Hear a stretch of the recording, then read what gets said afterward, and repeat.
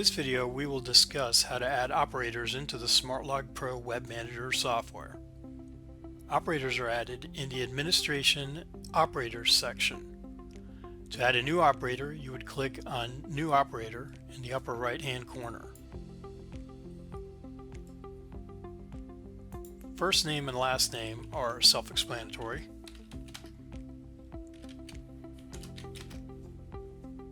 You may add the operator's email address so that they can receive email notifications relevant to them.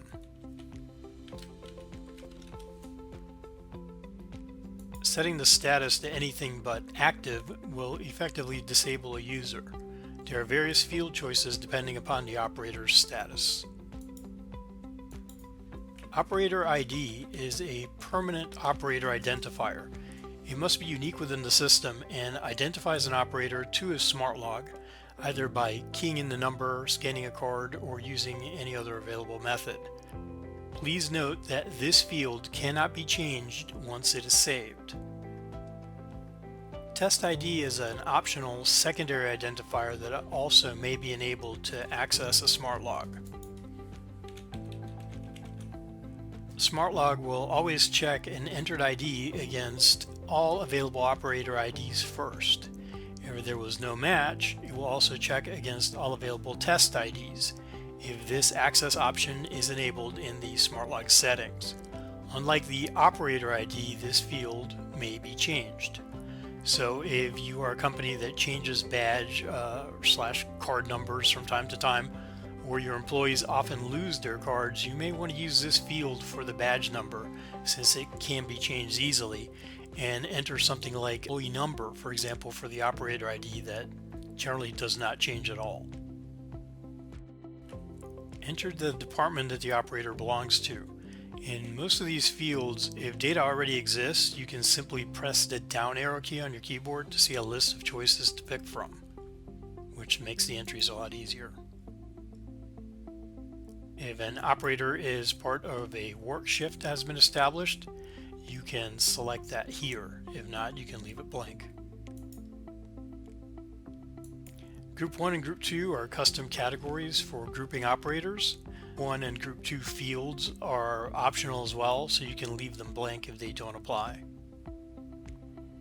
Required test is going to define the default test that the operator should be performing on the SmartLog.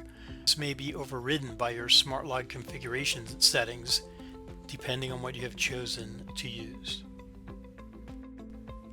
When the program and testers are used for access control, operator tests usually remain valid for some time, during which the operator isn't required to perform a test again. The hours until retest required field defines this time period. It has no meaning in any other scenario. If your tests are good for 12 hours or 24 hours, an entire day, for example, you can put 24 in here. Marking a operator as only tests periodically removes all recurring test constraints. Once the entries have been made, click on Save, and the operator will be added to the operator screen. And you can see them shown here. Operators are synchronized with all the connected SmartLogs in real time, so any change to operator attributes will get propagated in a matter of seconds. You may also import operators from a file instead of adding them individually in this screen. We have an Import Operators feature in the Tools menu. The import has some advanced features, and it's possible to use it for other tasks like the bulk update of existing operators. For example, you could change the department or the default test setting for a group of operators simultaneously using the import function. Although the operator screen does have the option to update multiple selected operators for certain fields, and that's already built in. The first step in the import process is selecting your input file. Excel, text files, comma, or tab separated files are supported. You may specify whether the first row contains the column names or not in this section here. When the file is selected, a full preview of the contained data is going to be shown in the Preview tab. The preview is quite useful, especially in cases where the column names were not specified in the first row. You can switch between Preview and Options to determine the proper column mapping, or simply to double check everything before starting the import. The next step in the import procedure is defining the column mappings and the default values, which is done in this Options tab. If the first row contained field names, the SmartLog Pro Web Manager will try to figure out the best column mapping. For example, if a column was named Name, it will be mapped to first name in the fields.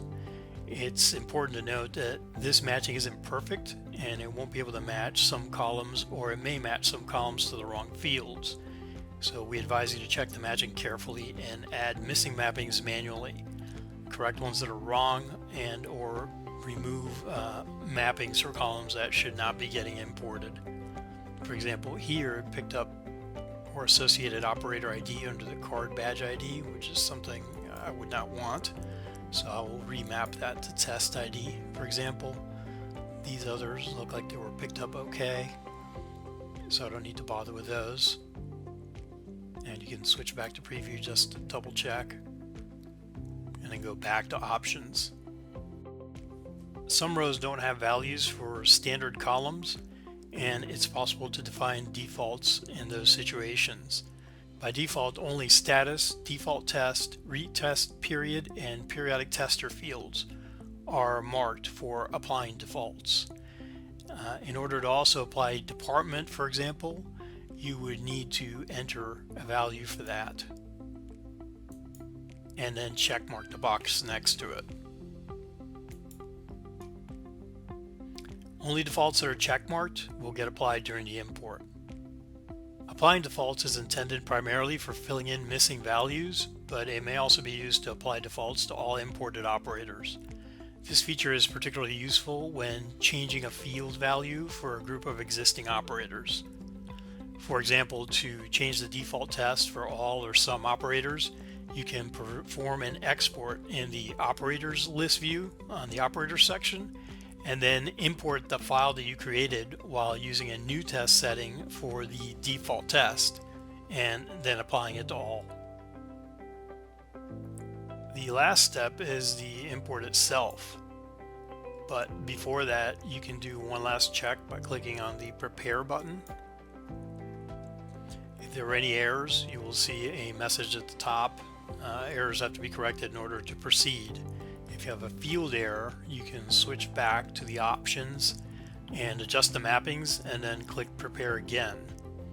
The import data is held in memory, so it's possible to switch between the tabs as often as you need. Finally, if you don't have any errors or all the errors have been corrected, Prepare is going to show you how the imported data will look.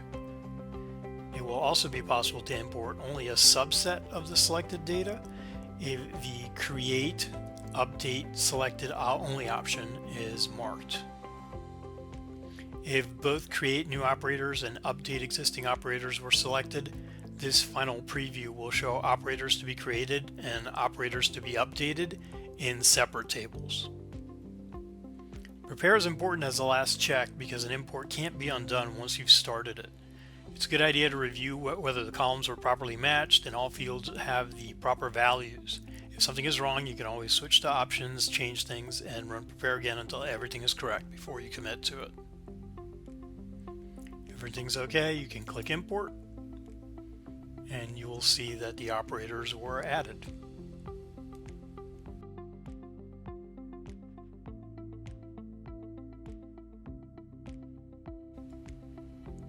So I'll go in and I'll do a search for one of the ones that was added. 132 is one of the numbers, and we can search through the filter, and there is the new operator right there that has been added in. Finally, under Tools, there's also an Automatic Operators Import option, which is similar to the import operators that we just covered, but it imports the data automatically from a file that is stored in a specific data folder based on the settings you select. You may read the details about how this option works in the user guide. So these are the options for adding operators in the SmartLog Pro Web Manager. If you have any questions or need help importing operators, please contact the EMIT factory for assistance.